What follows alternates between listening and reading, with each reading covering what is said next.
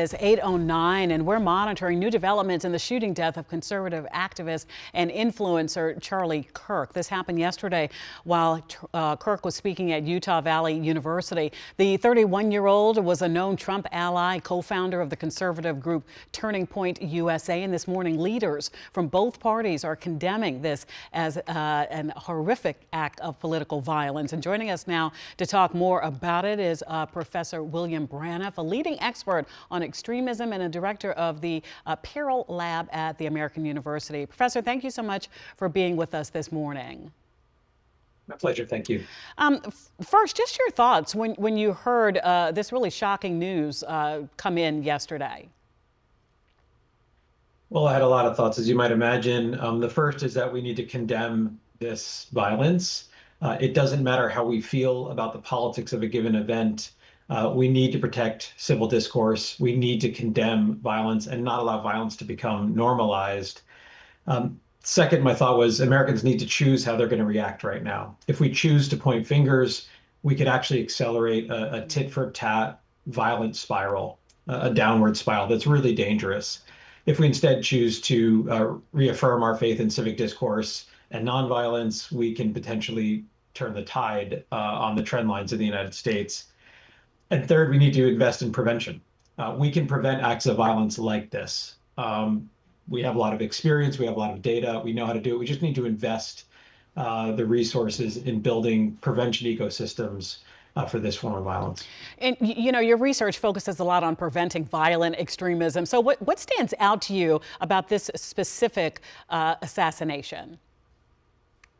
Well, we don't know enough. And if anyone starts giving you real answers right now in the public domain, they have an agenda that they're pushing because we don't know about the motivation yet of the shooter. We can speculate. What we know about shootings, generally speaking, or excuse me, targeted violence attacks, if in fact this was an instance of premeditated targeted violence, is that the individual perpetrators often exhibit behavioral indicators in the months or years before the incident. And so there is a long window of opportunity to recognize those behavioral indicators and address underlying risk factors for violence the way we might address underlying risk factors if someone expresses suicidality. So I don't know anything about the specifics here, but I do know that in general, targeted violence is preventable if we invest. So we want to take a moment to play two clips for you, one of President Trump and the other of Alexandria Ocasio-Cortez, the reaction to the shooting. And some are going so far as to call Kirk's death a political execution. You touched on that, but let's take a listen first. For years, those on the radical left have compared wonderful Americans like Charlie to Nazis and the world's worst mass murderers and criminals. This kind of rhetoric is directly responsible for the terrorism that we're seeing in our country today, and it must stop right now. Are we going to do something, or are we going to argue over rhetoric? That is my question about this. We have to pass gun safety legislation. Just want to get your take about what you think about those two messages.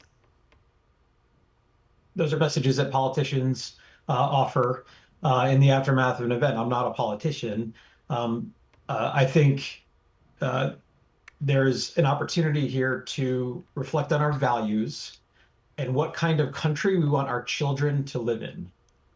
If we want that to be a safe country, we can't just resort to finger pointing, blaming, dehumanizing, or to some sort of ready-made, simple solution that is one aspect of a problem, but doesn't really get at the underlying broader set of issues. We know how to prevent targeted violence and terrorism at state and local government levels. I hope they will invest in prevention. The philanthropic community can help us invest in building prevention capacity. The federal government right now has seeded the field. They have dismantled the prevention architecture in the United States, and violence is up by about 48. Successful plots are up 48% over last year. So do we want to invest in prevention or not is really where this ends. The political rhetoric and finger pointing is not helpful. Professor William Braniff, thank you so much for joining us and for your insight. We appreciate it.